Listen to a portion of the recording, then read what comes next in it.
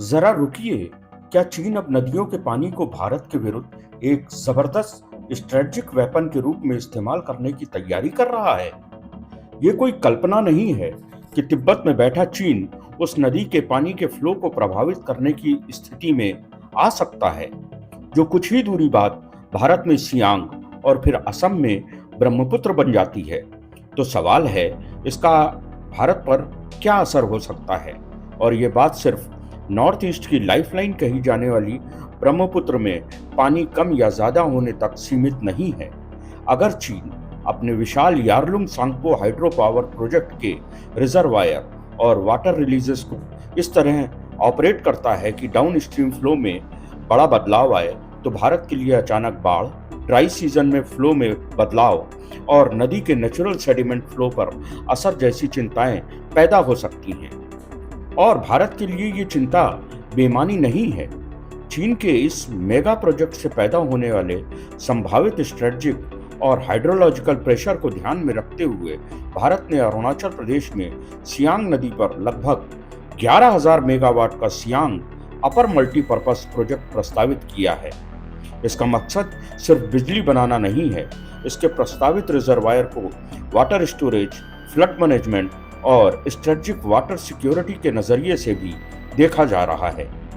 यानी एक तरफ तिब्बत में चीन का विशाल यारलुंग सांगपो प्रोजेक्ट और दूसरी तरफ भारत का सियांग अपर मल्टीपर्पज प्रोजेक्ट। लेकिन बड़ा सवाल ये है कि क्या भारत का ये प्रोजेक्ट वास्तव में चीन के मेगा प्रोजेक्ट के संभावित प्रभाव को काउंटर कर सकता है?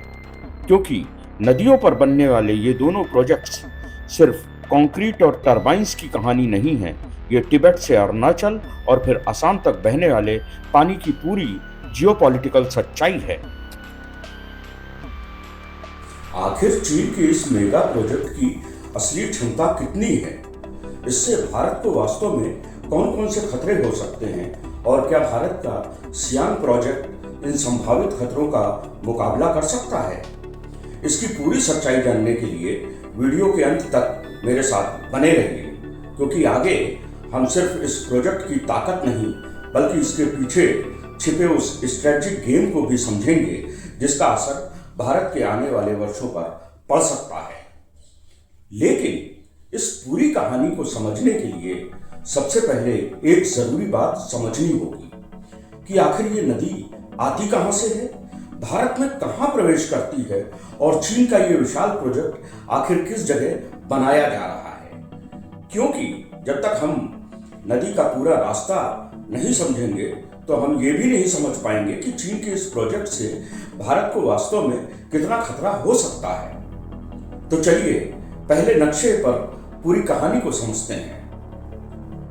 तिब्बत के दक्षिणी पश्चिमी हिस्से से जो नदी निकलती है उसे यारलुंग सांगपो नदी कहते हैं। ये नदी तिब्बती पठार पर पूर्व की ओर बहती हुई नमचा बरवा के पास दुनिया के सबसे गहरे और विशाल रिवर गॉर्जेस को बनाती है।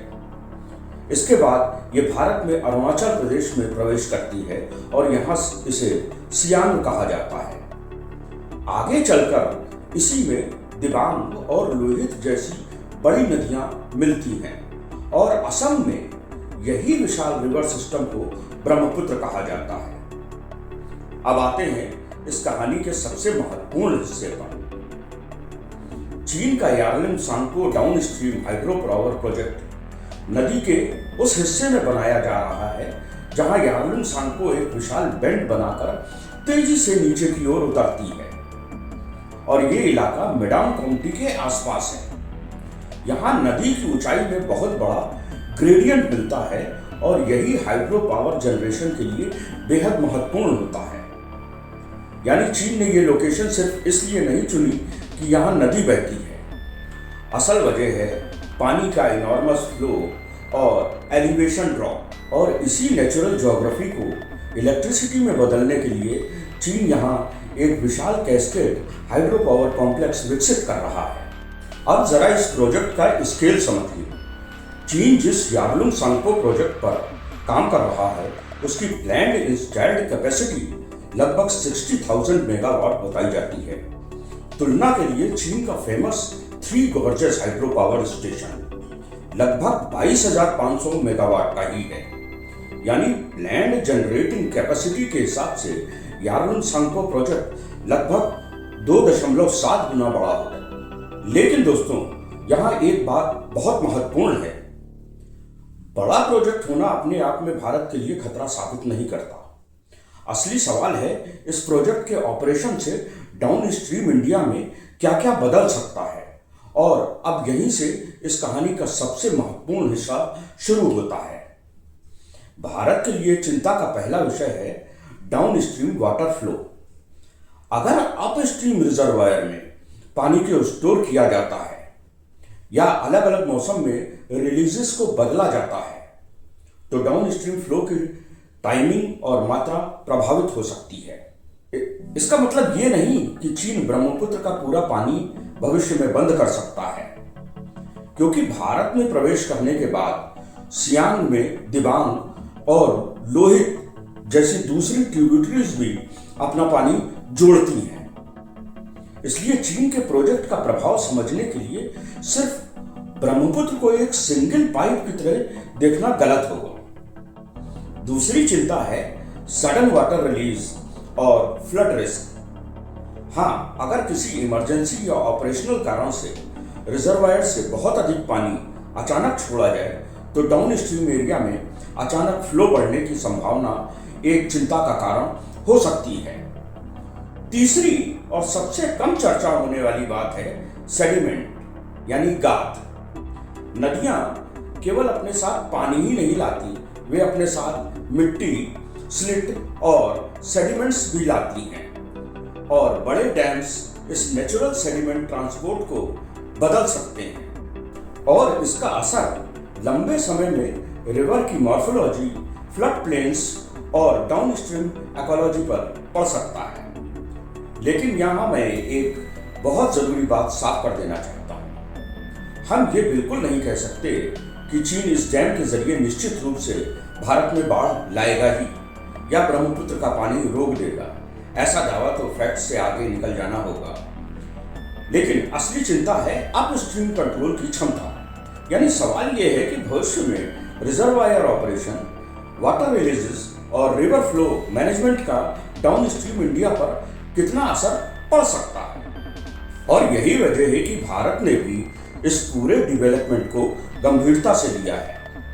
अरुणाचल प्रदेश में सियांग नदी पर भारत ने सियांग अपर मल्टीपर्पज प्रोजेक्ट यानी SUMP प्रस्तावित किया। इसकी प्लान्ड कैपेसिटी लगभग 11,000 मेगावाट है। लेकिन इसे सिर्फ बिजली बनाने की परियोजना समझना पूरी कहानी नहीं होगी। इसका एंगल अलग है। प्रस्तावित रिजर्वायर को वाटर स्टोरेज और फ्लड मैनेजमेंट जैसे उद्देश्यों के संदर्भ में भी देखा जाता है। और जियोपॉलिटिकल पर्सपेक्टिव से ये प्रोजेक्ट इसलिए महत्वपूर्ण हो जाता है क्योंकि ये उसी रिवर सिस्टम पर है जिसके अपस्ट्रीम में चीन अपना विशाल प्रोजेक्ट विकसित कर रहा है। यानी पहली नजर में आपको दो अलग अलग प्रोजेक्ट्स दिखाई देते हैं, एक चीन में और दूसरा भारत में।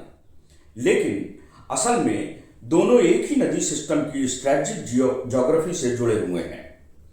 और अब सबसे बड़ा सवाल कि क्या 11,000 मेगावाट का भारतीय प्रोजेक्ट वास्तव में 60,000 मेगावाट के चाइनीज प्रोजेक्ट को काउंटर कर सकता है? इसका जवाब सिर्फ दोनों प्रोजेक्ट्स की मेगावाट कैपेसिटी देखकर नहीं दिया जा सकता। चीन का प्रोजेक्ट अपस्ट्रीम है, भारत का प्रपोज्ड सम्प डाउनस्ट्रीम सियांग पर है। इसलिए भारत का प्रोजेक्ट चीन के रिजर्वायर को फिजिकली कंट्रोल नहीं कर सकता। लेकिन भारत के पास एक महत्वपूर्ण एडवांटेज हो सकता है और वो है स्टोरेज।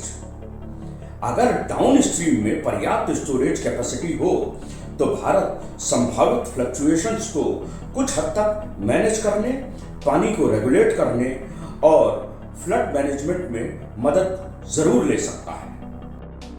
लेकिन इसे चाइना के प्रोजेक्ट का कंप्लीट काउंटर कहना भी सही नहीं होगा, क्योंकि अपस्ट्रीम कंट्रोल और डाउन स्ट्रीम स्टोरेज दो बिल्कुल अलग अलग चीजें हैं। और शायद इस पूरी कहानी का सबसे बड़ा जियोपॉलिटिकल सवाल यही है कि आने वाले समय में पानी सिर्फ नेचुरल रिसोर्स नहीं रहेगा। जिस देश के पास नदी का अपस्ट्रीम जियोग्राफी होगा, उसके पास डाउनस्ट्रीम कंट्रीज पर एक अतिरिक्त स्ट्रेटेजिक लेवरेज जरूर हो सकता है। लेकिन भारत भी पूरी तरह हेल्पलेस नहीं है। उसके पास इंफ्रास्ट्रक्चर है, स्टोरेज प्रोजेक्ट्स हैं, डिप्लोमेटिक मैकेनिज्म भी है और सबसे महत्वपूर्ण, अपनी डाउनस्ट्रीम ज्योग्राफी को समझकर तैयारी करने का विकल्प भी है। लेकिन ये कहानी सिर्फ चाइना बनाम इंडिया नहीं है, ये अपस्ट्रीम पावर और डाउनस्ट्रीम सिक्योरिटी की कहानी है। तो यारलुंग सांगपो का ये मेगा प्रोजेक्ट भारत के लिए ना तो कोई ऐसी चीज है जिसे देखकर तुरंत कहा जा सकता है कि ब्रह्मपुत्र का पानी चीन रोक देगा, और ना ही कोई ऐसी चीज जिसे पूरी तरह नजरअंदाज भी किया जा सकता है। तो असली कहानी है अपस्ट्रीम कंट्रोल, डाउनस्ट्रीम स्टोरेज और वाटर सिक्योरिटी। और आने वाले वर्षों में जैसे जैसे हिमालय में इंफ्रास्ट्रक्चर बढ़ेगा, पानी भी जियोपॉलिटिक्स का उतना ही महत्वपूर्ण हिस्सा बनता जाएगा। अगर आपको ऐसी स्टोरीज चाहिए जहां ज्योग्राफी, साइंस और जियोपॉलिटिक्स एक साथ मिलती हैं, तो चैनल को सब्सक्राइब जरूर कीजिए। मैं मिलता हूं आपसे अपनी अगली कहानी में। नमस्कार।